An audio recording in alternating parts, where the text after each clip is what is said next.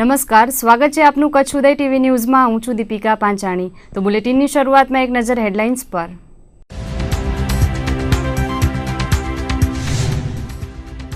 અબડાસાના કોસામાં કોળી મહિલાની કરપીણ હત્યા। પતિ પત્ની પરના હુમલામાં પતિ ગવાતા સારવાર તળે। પોલીસે શંકાના દાયરામાં ભત્રીજાને ઉઠાવી કરી પૂછતાછ।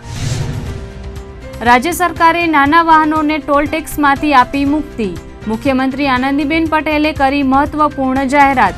આગામી 15મી ઓગસ્ટથી નિયમ થશે લાગુ।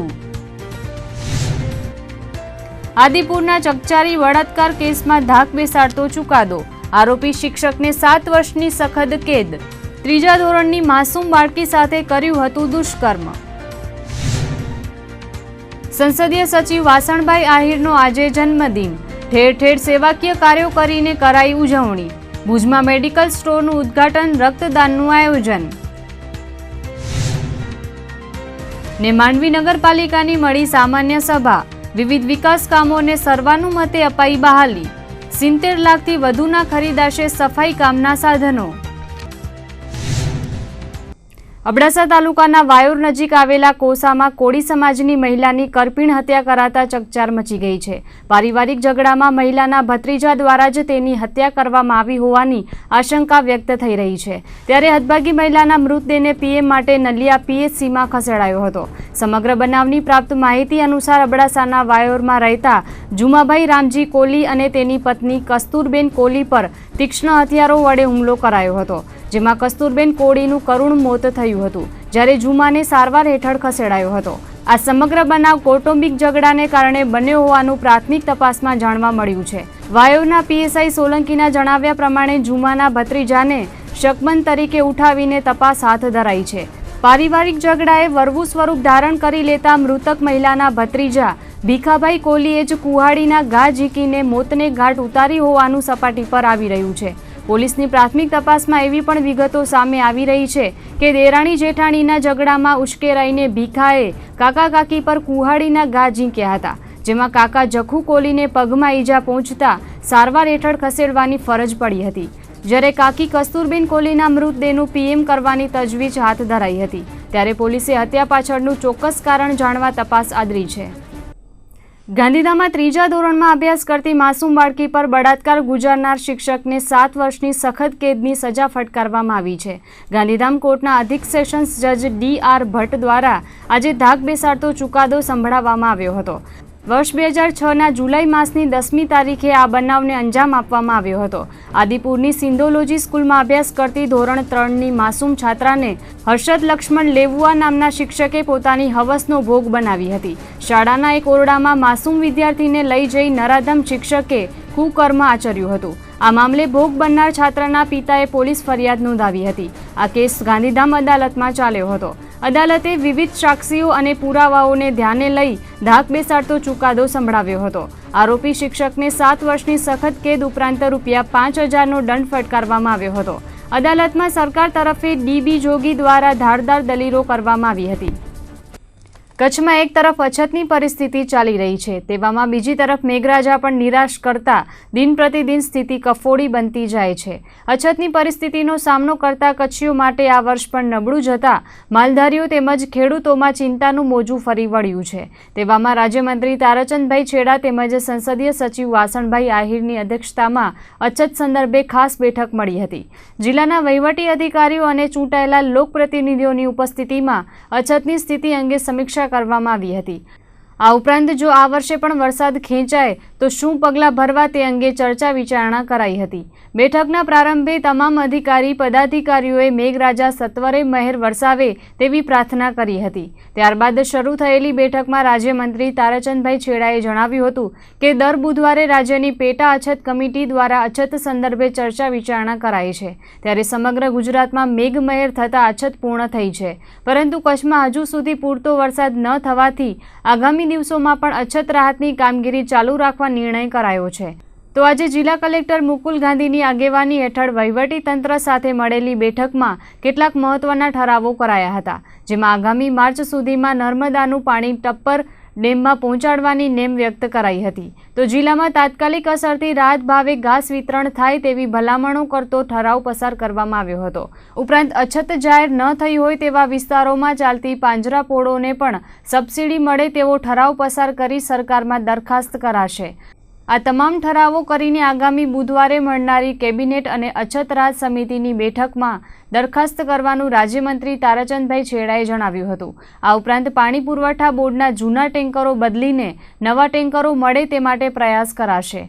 આ ઉપરાંત જિલ્લાના ચૂંટાયેલા પદાધિકારીઓ દ્વારા આવેલી સૂચનાઓ સાંભળીને આગામી સમયમાં કઈ રીતે કામગીરી કરવી તેનું આયોજન પણ કરવામાં આવ્યું હતું. બેઠકમાં રાજ્યમંત્રી તારાચંદભાઈ છેડા, સંસદીય સચિવ વાસણભાઈ આહિર, ગાંધીધામના ધારાસભ્ય રમેશ મહેશ્વરી, ધારાસભ્ય પંકજ મહેતા, જિલ્લા પંચાયતના અધ્યક્ષા Kaushalyaben Madhapariya, collector Mukul Gandhi, DDO CJ Patel, અછત મામલતદાર ઉમેશ શુકલ, પાણી પુરવઠા બોર્ડના મુખ્ય ઇજનેર AS રાઠવા, અધિક ઇજનેર લાલજી ફફલ, પૂર્વ કચ્છ વન વિભાગના DFO KC પટેલ, પશ્ચિમ કચ્છ વન વિભાગના DFO લલિત પરમાર, ભુજ તાલુકા પંચાયતના પ્રમુખ કંકુબેન ચાવડા, જિલ્લા પંચાયતના વિપક્ષી નેતા VK હુંબલ, જિલ્લા સામાજિક ન્યાય સમિતિના ચેરમેન નરેશ મહેશ્વરી સહિતના ચૂંટાયેલા પદાધિકારીઓ તેમજ અધિકારીઓ ઉપસ્થિત રહ્યા હતા. કે વરસાદ ન થાય તો તાત્કાલિક અસરથી દરેક તાલુકાઓમાં રાહત ભાવે ઘાસોનું વિતરણ થાય ડિપોની અંદરમાં, એવી ભલામણ સરકારને કરવી. સાથે સાથે જે ગૌશાળાઓ અને પાંજરાપોળો અછત સિવાયની છે એ પાંજરાપોળોને સબસિડી મળે એ માટેની ભલામણ કરતો ઠરાવ આજે આપણે અહીંયા પાસ કર્યો. અને આ બધા ઠરાવોને લઈને આગામી બુધવારે કેબિનેટમાં અને પછી અછતમાં ચર્ચા કરી અને ભગવાન રૂઠે તો પણ સરકાર અને કચ્છના લોકો સાથે બેસીને આ ગંભીર સમસ્યાને હલ કરવામાં ક્યાંય પણ કાચા ન પડે એ માટેની એક યોજનાબંધ રીતે કલેક્ટરશ્રીની આગેવાની હેઠળ સૂચનાઓ આપવામાં આવી અને પાણી પુરવઠાની અંદરમાં પણ જે જૂના ટેન્કરો છે એની બદલીમાં નવા ટેન્કરો આવે એના માટેની પણ ચર્ચા થઈ. અનેક સૂચનો ધારાસભ્યશ્રી તરફથી, વિપક્ષના નેતા તરફથી, સામાજિક ન્યાય સમિતિના ચેરમેન તરફથી પણ આવ્યા અને બધા જ સૂચનોનું સંકલન કરીને આગામી દિવસોની અંદર રાજ્ય સરકાર દ્વારા અમે ખૂબ જ ઝીણવટપૂર્વક આગળ વધવાના છીએ. રાજ્યના વાહન ચાલકોને મોટી રાહત આપતા મુખ્યમંત્રી આનંદીબેન પટેલે આગામી 15મી ઓગસ્ટથી નાના વાહનોને ટોલટેક્સમાંથી મુક્તિ આપવાની જાહેરાત કરી છે. 15મી ઓગસ્ટે રાજ્ય સરકારે આ સંદર્ભે જાહેરનામું બહાર પાડશે અને ત્યાંથી જ નાના અને ખાનગી વાહન ચાલકોએ કોઈપણ ટોલ નાકા ઉપર ટેક્સ નહીં ચૂકવવો પડે. મુખ્યમંત્રી આનંદીબેન પટેલે આજે વલસાડના નાના પોંઢા ખાતે આ જાહેરાત કરી હતી. આનંદીબેન પટેલે જાહેરાત કરતા જણાવ્યું હતું કે ગુજરાતમાં આગામી 15મી ઓગસ્ટથી નાના વાહનો એટલે કે 4 વ્હીલર અને 3 વ્હીલરને ટોલ ટેક્સમાંથી મુક્તિ આપવામાં આવશે. આ નિયમ 15મી ઓગસ્ટથી જ અમલી બનાવવામાં આવશે. ટોલ ટેક્સમાંથી મુક્તિ મળતા નાના વાહનોના ટેક્સની જે ખોટ પડશે તે રાજ્ય સરકાર ભોગવશે તેવી જાહેરાત પણ કરવામાં આવી હતી. જો કે કોમર્શિયલ વાહનો ઉપરનો ટેક્સ યથાવત રહેશે અને ટેક્સીનો નિર્ણય હવે પછી લેવામાં આવશે. આ જાહેરાતથી સામાન્ય લોકોને ઘણો લાભ મળશે. ગુજરાતમાં ટોલ ટેક્સનો મુદ્દો હંમેશા વિવાદિત રહ્યો છે. અનેક વખત ટોલ નાકા ઉપર પ્રદર્શનો થયા છે.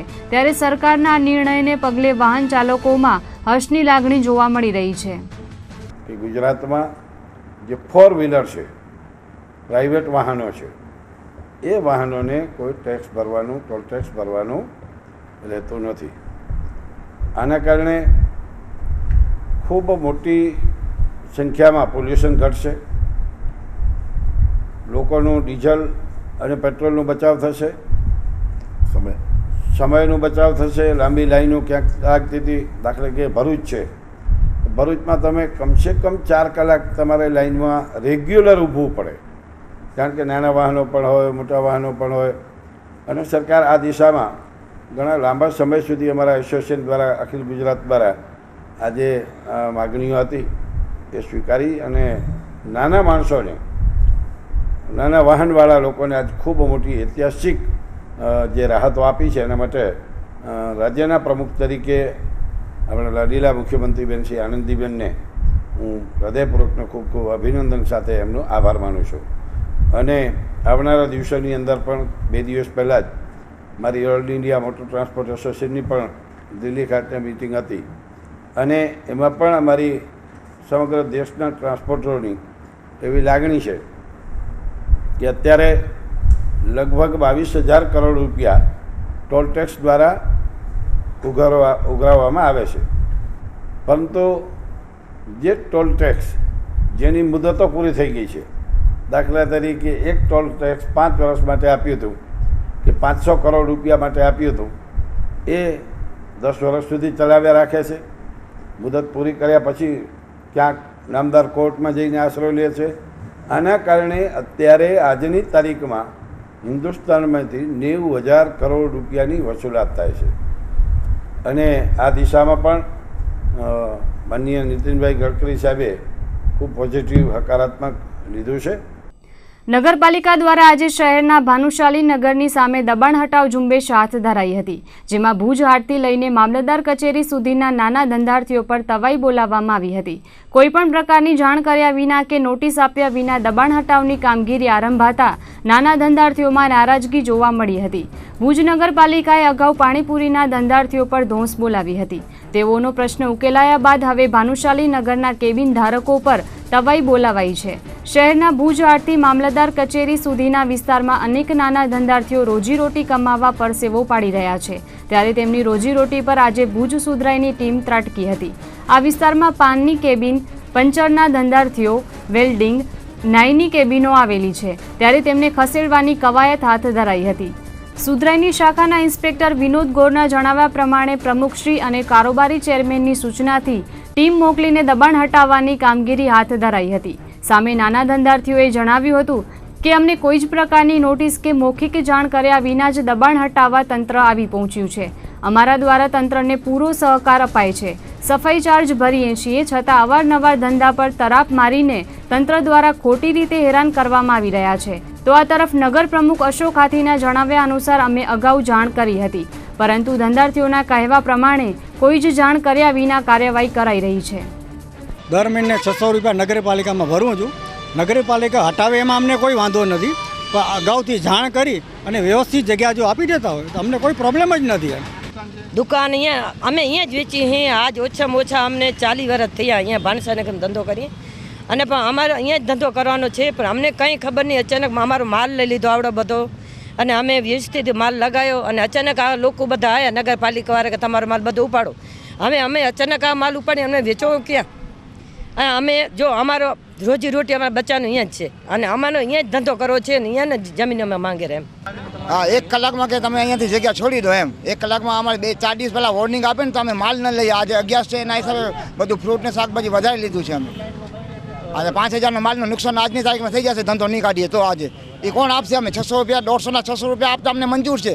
આજે 600 રૂપિયા આપીએ, 4 મહિના પછી 1,000 રૂપિયા એ કહેશે તમે આપશો તો અમે આપશું, પણ અમારો ધંધો તો રોજીરોટીનો સવાલ છે. ધંધાની શા માટે અમારે ખરાબી કરો છે? માલની ખરાબી શા માટે કરો છે?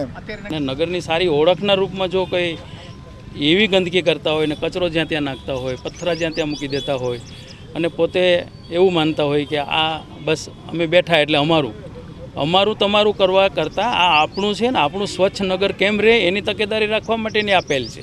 એટલે ના છૂટકે આપણા ધંધા રોજગાર બંધ કરીને લોકોને અમારે જે એક પ્રકારની કાર્યવાહી કરવી પડે નગરપાલિકા તંત્રએ, તો લોકોને નહીં ગમે. પણ એકંદરે નગર સ્વચ્છ રહે અને આ જમીન ઉપર અનધિકૃત કબજાઓ છે એ તો છે જ, એને દૂર કરવા માટેની જે તે સંબંધિત વિભાગો સાથે એની પરામર્શમાં રહેશું.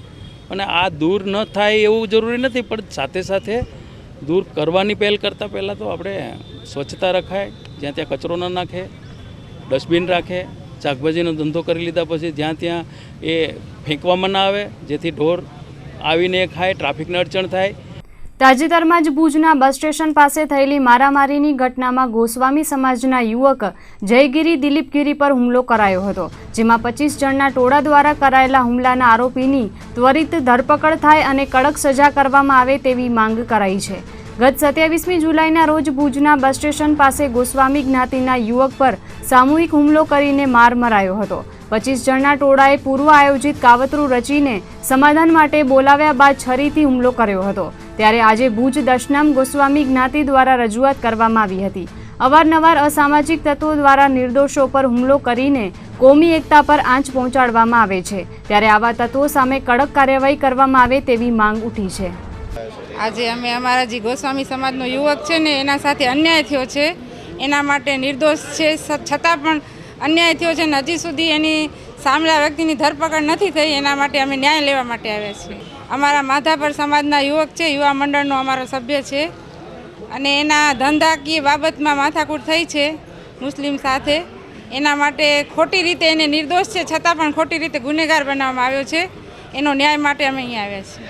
આગળ અમે ધરપકડ નહીં થાય તો અમે આનાથી પણ આગળ વિશેષ સમાજ પોતાનું પ્રદર્શન બતાવી દેશે. ગીર સોમનાથના ઉના તાલુકાના સમઢિયાળા ગામે બનેલી ઘટનાને લઈને સમગ્ર ગુજરાતમાં ભારે વિરોધ નોંધાયો છે. સમાજ વચ્ચે વૈમનસ્ય ફેલાયું ત્યારે અખિલ કચ્છ સમસ્ત મેઘવંશી ગુજર મેઘવાડ સમાજ દ્વારા સદભાવના પ્રતીક ઉપવાસ યોજાયા હતા, જેમાં વિવિધ સમાજના આગેવાનોને સાથે જોડીને આયોજન કરાયું હતું. ગુજરાતમાં પણ હવે દરેક સમાજ વચ્ચે ઘર્ષણ વધતું જાય છે, ત્યારે સર્વ સમાજની સદભાવના માટે ધરણાના કાર્યક્રમો યોજાયા હતા, જેમાં કચ્છ ગુજર મેઘવાડ સમાજના પ્રમુખ ધર્મેન્દ્ર ગોહિલ, કન્વીનર મુકેશ સામડિયા, શંકરભાઈ ડુંગરિયા, મુસ્લિમ આગેવાન જુમાભાઈ રાયમા, ક્ષત્રિય અગ્રણી રાજેન્દ્રસિંહ જાડેજા, તેજાભાઈ પરમાર, રવિભાઈ ત્રવાડી, શંકરભાઈ સચદે, પ્રેમજીભાઈ દાફડા સહિતના આગેવાનો જોડાયા હતા. ગુજરાતમાં ઉનામાં જે ઘટના બની છે એ ઘટના તાલિબાની ઘટના છે. આજે લોકશાહી દેશમાં દલિત સમાજના માણસોને જાનવરની જેમ મારેલા છે એ ખરેખર સમગ્ર સમાજ માટે અને દેશ માટે બદનામીની ઘટના છે. એટલે એ ગુનેગારોને સજા થાય તેમજ એમાં સંડોવાયેલા પોલીસ તંત્રના જવાબદાર અધિકારીઓની સજા થાય. ભવિષ્યમાં આવી ઘટના ન બને અને ગુજરાત અને કચ્છમાં ભાઈચારાનું પ્રમાણ વધે તેવા શુભ ઉદ્દેશ સાથે આજે અમે પ્રતિક ઉપવાસ બેઠેલા છીએ. આજે પ્રતિક ઉપવાસમાં અમારી સાથે સમગ્ર સમાજના વરિષ્ઠ આગેવાનો છે જ, તેમજ ધાર્મિક સંતો પણ અમારી સાથે બેઠા છે અને તેઓની પણ લાગણી એવી છે કે દલિત સમાજ ઉપરથી અત્યાચાર થાય છે તે બંધ થવા જોઈએ. અંજારના ધારાસભ્ય અને કચ્છી મંત્રી તરીકે લોકચાહના મેળવનાર સંસદીય સચિવ વાસણભાઈ આહિરના આજે 59મા જન્મદિવસની વિવિધ સેવાકીય કાર્યોથી ઉજવણી કરવામાં આવી હતી, જેમાં ભુજ ખાતે હોસ્પિટલ રોડ પર મુરલીધર મેડિકલ ચેરિટેબલ ટ્રસ્ટ દ્વારા સંચાલિત રાહત દરની મેડિકલ સ્ટોરનું ઉદ્ઘાટન કરવામાં આવ્યું હતું. આ પ્રસંગે સંસદીય સચિવ વાસણભાઈ આહિરે જણાવ્યું હતું કે અહીંની મુરલીધર મેડિકલ સ્ટોરમાંથી લોકોને 10થી 50% ડિસ્કાઉન્ટ સાથે દવાઓ આપવામાં આવશે, જેથી ગરીબ કુટુંબના દર્દીઓ રોજબરોજની દવા રાહત દરે મેળવી શકશે. આ પ્રસંગે અંજારના સચ્ચિદાનંદ મંદિરના મહંત ત્રિકમદાસજી મહારાજ, અબાઈના વાગેશ્વરી માતાજી મંદિરના મહંત લક્ષ્મણગીરી બાપુ, જિલ્લા ભાજપ પ્રમુખ કેશુભાઈ પટેલ, જિલ્લા પંચાયતના અધ્યક્ષા કૌશલ્યાબેન માધાપરિયા, વલમજીભાઈ હુંબલ, હરિભાઈ જાટિયા, નગરપતિ અશોક હાથી, કારોબારી ચેરમેન શૈલેન્દ્રસિંહ જાડેજા સહિતના આગેવાનોએ સંસદીય સચિવ વાસણભાઈ આહિરને જન્મદિવસ નિમિત્તે શુભકામનાઓ પાઠવી હતી.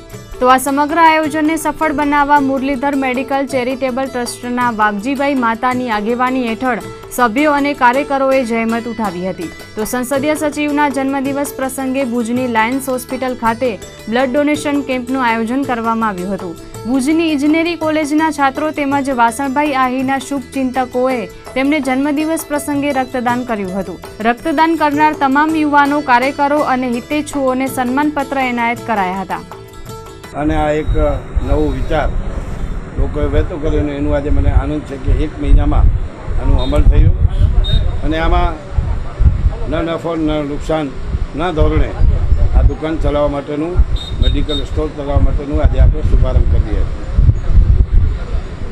સેવાના વેગદારી એવા તમે વાસણભાઈ આહિર અહીં આ મેડિકલ સ્ટોરના ઉદ્ઘાટનમાં ટૂંક સમયમાં તમે વિચાર્યું અને સેવા કરવા માટે, લોકોની સેવા થાય એ હેતુથી મેડિકલ સ્ટોર શરૂ કરવામાં આવ્યો છે. તો કચ્છની પ્રજાને વિશેષ તમે શું કહેશો?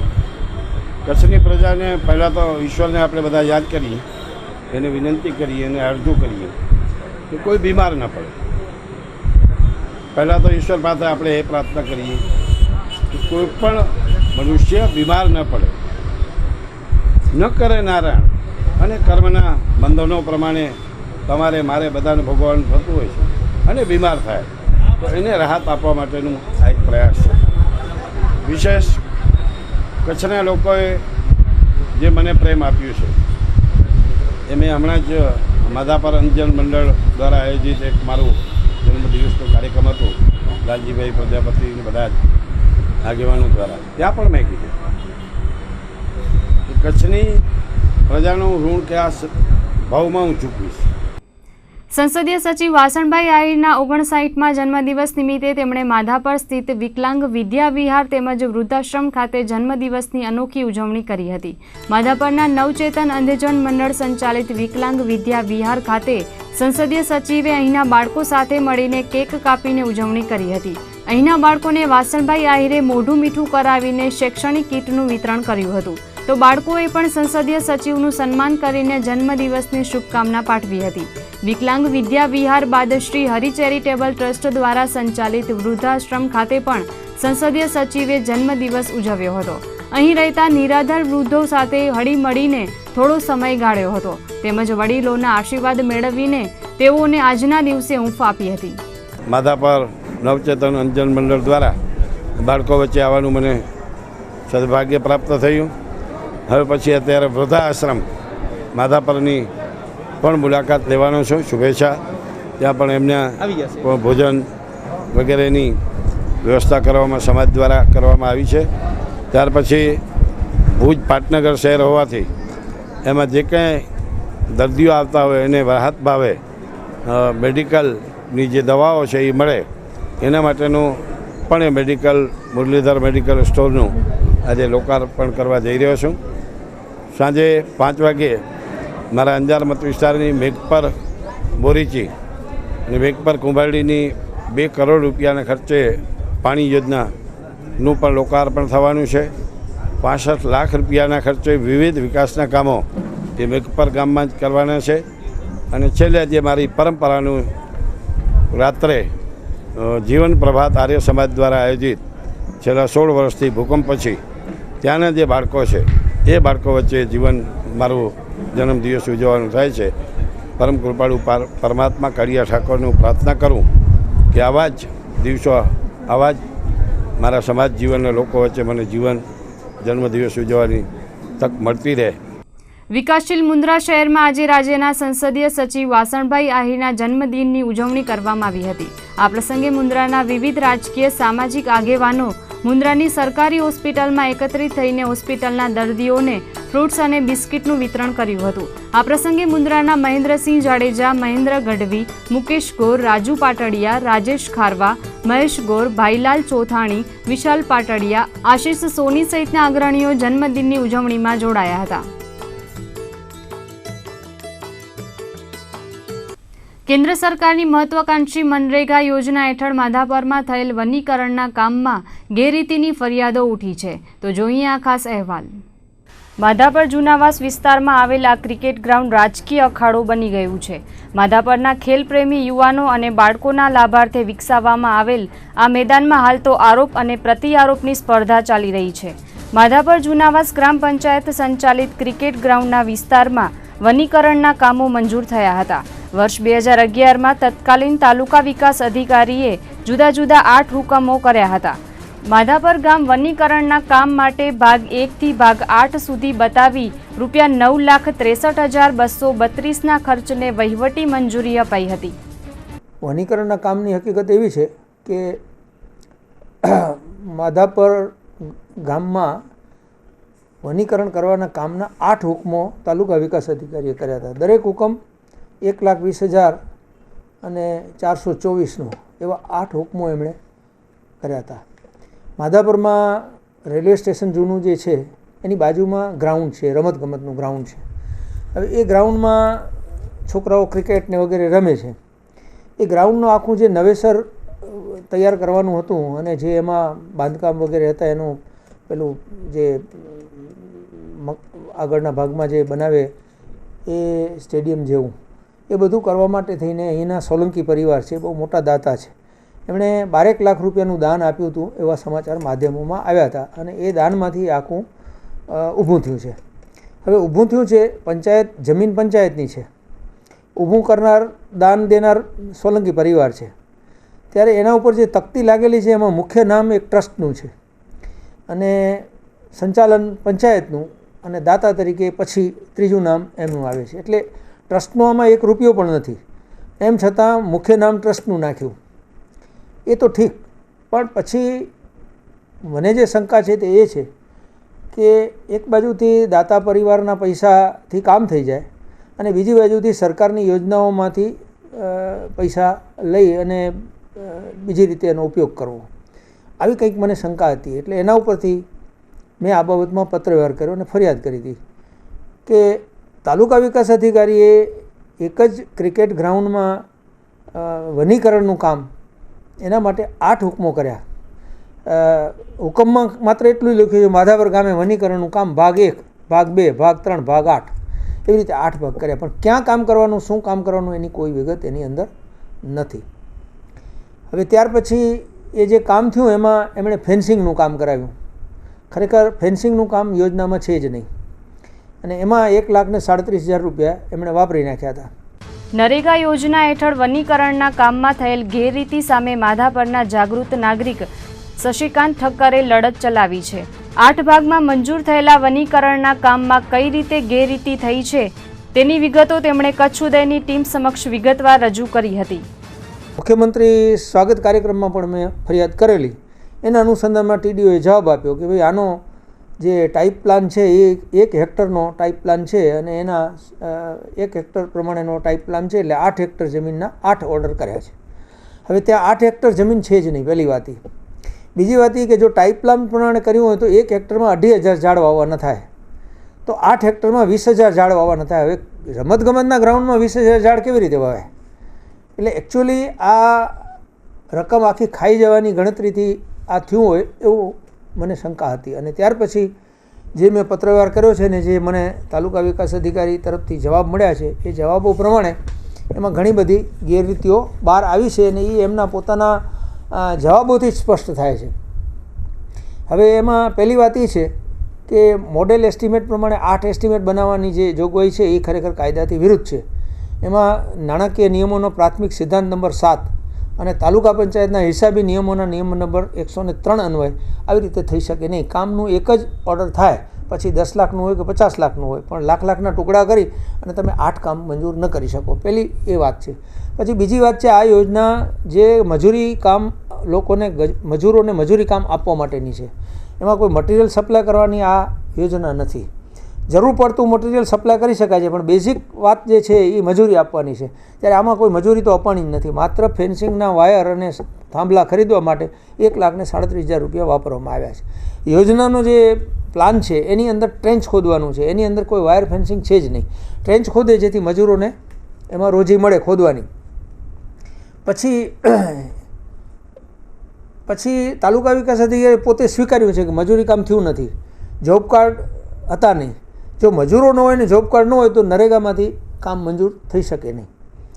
પછી જે એમણે કોન્ટ્રાક્ટ આમાં કોન્ટ્રાક્ટ આપવાની મનાઈ છે, તો એમણે એક કોન્ટ્રાક્ટ આપ્યો છે એક રજિસ્ટ્રેશન વગરની કંપનીને, HR કન્સ્ટ્રક્શન નામની કંપનીને કોન્ટ્રાક્ટ આપ્યો છે. હવે એ કંપનીનું નથી એમાં રજિસ્ટ્રેશન નંબર, નથી એનું સરનામું, નથી એનું કોઈ વિગતવાર હકીકત, એનું ઠામ ઠેકાણા વગર છે, પ્રોપરાઇટરનું નામ પણ નથી. આવી કંપનીને એમણે આની સપ્લાયનો કોન્ટ્રાક્ટ આપ્યો અને એ સપ્લાય એણે વાયર ફેન્સિંગ માટેના થાંભલા અને વાયરો સપ્લાય કરીને 1,37,000 એના ઉપર ચૂકવણું કર્યું. માધાપર જૂનાવાસનું આ ક્રિકેટ ગ્રાઉન્ડ 9,63,000ના ભ્રષ્ટાચારની કબર છે. જો આ સ્થળ પર નિયમ અને ઓર્ડર મુજબ કામ થયું હોત તો 22,000 જેટલા વૃક્ષો ઊભા હોત. પણ હકીકતમાં નરેગા યોજના હેઠળ મોટો ભ્રષ્ટાચાર થયો છે. શશિકાંતભાઈ કહે છે કે ઉચ્ચ સ્તરે વારંવાર રજૂઆત કરવા છતાં રાજકીય દબાણના કારણે કોઈ પગલાં લેવાયા જ નથી. મુખ્યમંત્રીના સ્વાગત કાર્યક્રમમાં ફરિયાદ કરી, એમાં પણ હુકમ થયો કે ભાઈ તાત્કાલિક તપાસ કરો, એ ન કર્યું. ગ્રામ વિકાસ ખાતાના કમિશનરે મેં ફરિયાદ કરી છે. એણે 4 કાગળ લખ્યા છે જિલ્લા વિકાસ અધિકારીને કે તમે જિલ્લા કક્ષાએથી કોઈ સ્પેશિયલ અધિકારીને કામ સોંપીને તપાસ કરાવીને અહેવાલ આપો. 4 કાગળ આવ્યા છતાં જિલ્લા કક્ષાએથી કોઈ તપાસ થઈ નથી. આ લોકો શું કરે છે કે જિલ્લા વિકાસ અધિકારીને કાગળો આવે બધા ગ્રામ વિકાસ એજન્સીમાં મોકલી દે, અને ગ્રામ વિકાસ એજન્સીએ તો કામ કરાવ્યું છે, એમની તો ગોટાળો છે, એટલે એ તો કંઈ કરવાના નથી. એટલે એના કારણે આ એમને એમ વાત અધર રહી છે, અને હજી સુધી કોઈ જવાબદાર માણસોને કંઈ કરવામાં આવ્યું નથી. વચ્ચે એમણે પંચાયતના સરપંચને નોટિસ આપી હતી આ 1,37,000 માટે. સરપંચે તો લખીને મોકલી દીધું કે મને તો કંઈ તમે પૈસા આપ્યા નથી પંચાયતમાં જમા થયા, તો હું શેના પૈસા ભરું. એટલે એ આખી વાતને આડેપાટે ચડાવવા સારું કરીને એમણે સરપંચને નોટિસ આપી. હવે આમાં સરપંચ ક્યાંય ચિત્રમાં નથી. સરપંચ એટલા પૂરતા ચિત્રમાં છે કે એમણે કામ પૂરું થયાનું પ્રમાણપત્ર આપ્યું છે, એ બરાબર નથી, અને કામ એમના મારફતે થયું નથી, કામ તાલુકા પંચાયતે કર્યું છે. તો જવાબદારી તાલુકા પંચાયતની છે. જે અધિકારીઓ જવાબદાર હોય એની પાસેથી આ રકમ વસૂલ કરવી જોઈએ, અને આવા ખોટા હુકમો કરીને સરકારી રકમની ઉચ્ચાપત કરવા બદલ એમની સામે પગલાં લેવા જોઈએ. એ કોઈ તંત્રમાં થતું નથી. તો આ તરફ માધાપર જુનાવાસ ગ્રામ પંચાયતના સરપંચ હંસાબેન સોલંકી કહે છે કે વનીકરણના કામ માટે ગ્રામ પંચાયતને કંઈ જ લેવા દેવા નથી. સમગ્ર કામગીરી તાલુકા લેવલે થઈ છે. ગ્રામ પંચાયતે માત્ર ફેન્સિંગ કામ પૂર્ણ થયું હોવાનું જ કમ્પ્લેક્શન સર્ટિફિકેટ આપ્યું છે. વનીકરણનું કમ્પ્લેશન વનીકરણનું નથી આપ્યું. આપણે તાલુકા પંચાયતે જ આ ગ્રાન્ટમાં જે ફેન્સિંગનું જ અહીંયાથી અમે આપ્યું છે. વનીકરણનું કોઈ આપ્યું જ નથી. જો હવે એમાં હું એમ કહું તમને કે હું ત્યારે ખરેખર ક્રિકેટ ગ્રાઉન્ડ બન્યું ત્યારે હું સત્તા ઉપર હતી નહીં, અને જે પણ દાન કાંઈ આપણે પંચાયતમાં આવ્યું નથી, અને હું ત્યારે સત્તા ઉપર હતી. મેં તો ખાલી ઓપનિંગ કર્યું છે એનું, આવીને તરત બની પહેલાં જ ગયો છે. સમગ્ર માધાપર પંથકમાં ચકચારી બનેલા આ પ્રકરણમાં ઉચ્ચ સ્તરીય તટસ્થ તપાસ થાય તે ઇચ્છનીય છે. સરકારી યોજનાના નામે મોટા ભ્રષ્ટાચાર આચરનારા તત્વોને કાયદાના સકંજામાં લેવાય તેવી માંગ માધાપરવાસીઓ કરી રહ્યા છે. Kutch Uday TV news Madhapar. BAPS Swaminarayan સંસ્થાના ઉપક્રમે બાળ પારાયણ યોજાઈ હતી. સંસ્થા દ્વારા આયોજિત નીલકંઠ ચરિત્ર બાળ પારાયણમાં બહોળી સંખ્યામાં બાળકો જોડાયા હતા. બાળકોના સર્વાંગી વિકાસના હેતુથી આ આયોજન કરવામાં આવ્યું હતું. ત્રિદિવસીય પારાયણ દરમિયાન બાળકોએ જાતે તૈયાર કરેલ સંવાદ અને નૃત્યો રજૂ કર્યા હતા. સંસ્થા દ્વારા છેલ્લા 7 થી 8 વર્ષથી આ પ્રકારે બાળ પારાયણનું આયોજન કરવામાં આવે છે. આ પ્રકારના આયોજનથી બાળકોમાં રહેલ આંતરિક શક્તિઓનો વિકાસ થાય છે અને બાળકોને પોતાની પ્રતિભાઓને રજૂ કરવાની તક મળે છે. પ્રમુખ સ્વામી મહારાજની આજ્ઞાથી આયોજિત બાળ પારાયણના આયોજન માટે BAPS સંસ્થાના કાર્યકરોએ જહેમત ઉઠાવી હતી. ત્યારે બાળકોનો સર્વાંગી વિકાસ થાય અને પરમ પૂજ્ય પ્રમુખ સ્વામી મહારાજની આજ્ઞાથી બાળ પારાયણનું આયોજન કરેલું છે, જેમાં બાળકો પોતે કથા વાર્તા કરે છે, સંવાદ અને નૃત્ય કરે છે. એની આંતરિક શક્તિઓનો બધો વિકાસ થાય છે અને ભવિષ્યમાં પણ પોતે ક્યાંય મૂંઝાય નહીં એ રીતે અહીંયા તૈયાર થાય છે. એ રીતે સ્વામીશ્રીની પણ ખાસ આજ્ઞા છે અને રુચિ પ્રમાણે અમે આ બધો પ્રોગ્રામ છે તે કરીએ છીએ. ભુજના ધન્વંતરી શાળામાં શુદ્ધ પાણીના પ્લાન્ટનું લોકાર્પણ કરવામાં આવ્યું હતું. શહેરમાં કાર્યરત કચ્છ કર્ણાટક સેવા સમિતિ ટ્રસ્ટના ઉપક્રમે શાળાને 100 લીટરની ક્ષમતાનો પ્લાન્ટ અર્પણ કરાયો હતો. સેવા સમિતિ કચ્છમાં સામાજિક પ્રવૃત્તિઓ ચલાવે છે. શાળાની મુલાકાત દરમિયાન બાળકો માટે શુદ્ધ પીવાના પાણીની વ્યવસ્થા કરવા પ્રેરણા મળી હતી. શાળામાં અભ્યાસ કરતા બાળકોના આરોગ્યના લાભાર્થે સંસ્થા દ્વારા પહેલ કરવામાં આવી હતી. શાળામાં ભણતા છાત્રોને પીવા માટે શુદ્ધ પાણીની વ્યવસ્થા ઊભી કરવામાં આવી હતી. શાળા પરિવારે સહયોગી સંસ્થા પ્રત્યે આભારની લાગણી વ્યક્ત કરી હતી. લોકાર્પણ કાર્યક્રમ પ્રસંગે કર્ણાટક સેવા સમિતિના હોદ્દેદારો, શાળાના આચાર્ય, શિક્ષકો અને સ્ટાફગણ ઉપરાંત વાલીઓ હાજર રહ્યા હતા. पिछली बार जब हम यहाँ पे आए तो हमने पाया कि यहाँ पे शुद्ध पानी को लेकर बहुत बड़ी समस्या थी, तो हमने सोचा क्यों ना हम यहाँ पे इसका एक अच्छा उपाय निकाले. तो फिर हम जाके हमारे ट्रस्ट में हमने बात की, तो सबके सहमति से हमने यहाँ पे अभी एक 100 लीटर का प्लांट इंस्टॉल किया है, जिससे सभी बच्चों को यहाँ पे एक शुद्ध पानी का लाभ मिल सके. આમાં એ બાળકોના પાણી પીવડાવવામાં આપણા એટલા સંતોષ થયા એમ બધો આમ અહીંયા કંઈક જાતના નાના પુલકીઓ આવે, છોકરાઓ આવે, બધાના પાણીની એક તકલીફ હતી. અમે એ પ્લાન્ટ નાખાઈને બધાને પાણી પીવામાં આપણે એક મદદ રૂપે આપણા કર્ણાટક સેવા સમિતિ આપણા પાણી માટે યુઝ કરતા હોઈએ તો કેપેસિટી બહુ ઓછી થઈ ગઈ હતી ને બગડી જતું હતું વારંવાર. એટલે કર્ણાટક સંઘ સેવા સમિતિ એ લોકોના સારા એકદમ સારા સહકારથી એમણે આજે રિપેર કરાવી અને લોકાર્પણ કર્યું છે અમને. કચ્છ જિલ્લા પેન્શનર્સ એસોસિએશનના ઉપક્રમે ભુજમાં મેડિકલ કેમ્પ યોજાઈ ગયો. એસોસિએશન દ્વારા દર મહિનાના ચોથા ગુરુવારે કેમ્પનું આયોજન કરવામાં આવે છે, જેમાં પેન્શનર્સ પરિવારના સભ્યોના આરોગ્યની ચકાસણી કરવામાં આવી હતી. રાબેતા મુજબ ગુરુવારે યોજાયેલા કેમ્પમાં ડાયાબિટીસ, હિમોગ્લોબિન, બ્લડ પ્રેશર, શારીરિક વજન વગેરેની તપાસ કરાઈ હતી. એસોસિએશનના પ્રમુખ પ્રતાપભાઈ આશરે જણાવ્યું હતું કે દર ગુરુવારે આયોજિત થતા મેડિકલ કેમ્પ ઉપરાંત વર્ષમાં 1-2 વખત હૃદય રોગ, હાડકાના રોગ વગેરેને લગતા મેગા કેમ્પ પણ નિયમિત યોજવામાં આવે છે. એસોસિએશનના સભ્યો બહોળી સંખ્યામાં કેમ્પનો લાભ લે છે. પેન્શનર્સ એસોસિએશનના હોદ્દેદારો અને કાર્યકરોએ વ્યવસ્થા સંભાળી હતી. આજે કચ્છ જિલ્લા પેન્શન એસોસિએશનના રાબેતા મુજબ આપણે દર ગુરુવારે ચોથા ગુરુવારે કેમ્પ કરીએ છીએ. તે મુજબનો કેમ્પ છે અને દિવસો દિવસ આ કેમ્પમાં અમારે આકર્ષણ વધતું જાય છે. આજે ધારણા કરતાં પણ આજે થોડા વધુ માણસો આવેલા છે અને એ સિવાય પણ અમે બીજી બીમારીઓના, હાડકાના કે હૃદયના કે એની બીમારીઓના પણ 12 મહિનામાં 2-4 વખત કેમ્પ કરીએ છીએ અને એ રીતે આ જેટલું થઈ શકે એટલું આની સેવા કરીએ છીએ. માંડવી નગરપાલિકાની આજે મળેલી સામાન્ય સભામાં વિવિધ પ્રસ્તાવો રજૂ કરવાની સાથે અનેક વિકાસ કામોને બહાલી અપાઈ હતી. નગર અધ્યક્ષા સુજાતાબેન ભાયાણીની અધ્યક્ષતામાં મળેલી સામાન્ય સભામાં માંડવી બીચનો વિકાસ ટુરિઝમ કોર્પોરેશન દ્વારા કરવામાં આવે તે માટે એનઓસી આપી જરૂરી સગવડો પૂરી પાડવાના પ્રોજેક્ટને મંજૂરી અપાઈ હતી. આ ઉપરાંત નાણાં પંચની ગ્રાન્ટમાંથી 1,18 લાખના ખર્ચે વરસાદ ખેંચાતા પાણીની જરૂરિયાતને પહોંચી વળવા 2 નવા બોર બનાવવાનો પ્રસ્તાવ મંજૂર કરાયો હતો. આ ઉપરાંત શહેરના વિવિધ વિસ્તારોમાં સીસી રોડ માટે ફાળવાયેલા ગ્રાન્ટના વિકાસ કામોને મંજૂરી અપાઈ હતી. આ ઉપરાંત શહેરની સ્વચ્છતા માટે સફાઈ વેરાની ગ્રાન્ટમાંથી 70,50,000ના ખર્ચે સફાઈ સેવાને લગતા સાધનો ખરીદવા, જંતુનાશક દવાઓની ખરીદી, ડીઝલ ખરીદીના કામો મંજૂર કરવામાં આવ્યા હતા. તો 15મી ઓગસ્ટને ધ્યાને લઈને ઉજવણી માટે ₹1 લાખ મંજૂર કરાયા હતા. માંડવી સુધરાઈની પ્રથમ ત્રિમાસિક હિસાબોની સામાન્ય સભામાં 11.71 લાખની પુરાંત સામે 4,45 લાખના ખર્ચ સહિતના હિસાબોને કારોબારી ચેરમેન જિગ્નેશ કષ્ટાએ રજૂ કરતા સૌ સભ્યોએ સર્વાનુમતે બહાલી આપી હતી. રજૂઆત કરે છે અને જો હવે આ ત્રિમાસિક સભામાં આનો કાંઈ રિઝલ્ટ નહીં આવે તો અમે ગાંધીજી માર્ગે અને નગરપાલિકાને તાળાબંધ કરશું તેવી અમે ચોખ્ખા શબ્દોમાં એમને વિનંતી અને કરેલ છે. આ લોકો પોતાનો વિકાસ ને પોતાના ખીચા માટે કરી રહ્યા છે. પ્રજાનું કામ કરવા માટે એ લોકોની તાકાત નથી. હું કદાચ આ જે કામો છે આજે મેં રજૂઆત જે ઉગ્ર રજૂઆતો કરી છે અમે લોકો વિપક્ષો, આમાં કામમાં સંતોષ નહીં થાય તો આવતા ટીમે અમે સંપૂર્ણ વિપક્ષ અને અમારી વિસ્તારોના પ્રજાજનો અહીંયા આવી અમને ઉપવાસ કરશું અને અમે લડત કરશું. તે છતાં પણ કાંઈ ન થાય તો માંડવી નગરપાલિકાને તાળાબંધી પણ કરશું એવો અમારો બધાનો એક સૂર છે.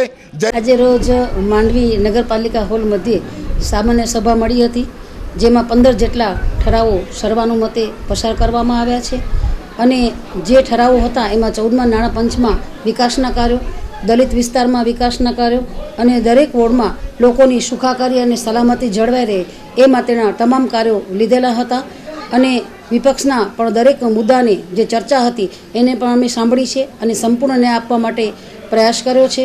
અને અમે ભારતીય જનતા પાર્ટી હંમેશા જેટલા ઠરાવો કે મુદ્દા છે એના તરફ જે ચર્ચા થાય એ બધાને અમે સૂચન આવકાર્ય ગણીએ છીએ અને વિપક્ષનો પણ હું આભાર માનું છું કે આ સામાન્ય સભામાં સહકારથી બધા જ ઠરાવો છે એ સર્વાનુમતે લેવાયા છે અને લોકોની સલામતી શાંતિ માટે પછી રોડ, રસ્તા, લાઇટ કે ગટર જેના પણ પ્રશ્નો હોય એ તમામ પ્રશ્નોને આવરી લઈ અને માંડવી શહેરનો વિકાસ થાય એવા ઠરાવ કાર્યો આજની સામાન્ય સભામાં મંજૂર કરવામાં આવ્યા છે. ભુજની એપીએમસીમાં નાગેશ્વર મહાદેવ મંદિરનું નવનિર્માણ કરવામાં આવ્યું છે, ત્યારે અહીંના મંદિરે ત્રિદિવસીય પ્રાણ પ્રતિષ્ઠા મહોત્સવનો આજથી પ્રારંભ થયો છે. નાગો રોડ સ્થિત જૂની માર્કેટ યાર્ડ એપીએમસી ખાતે નિર્માણ થયેલ મંદિરના પ્રાણ પ્રતિષ્ઠા મહોત્સવમાં આજે સવારથી જ વિવિધ ધાર્મિક કાર્યક્રમો હાથ ધરાયા હતા. ગણેશ સ્થાપન, આરતી, દેવી દેવતાઓની પૂજા સહિતના કાર્યક્રમોમાં વેપારી વર્ગના આગેવાનો ઉપસ્થિત રહ્યા હતા.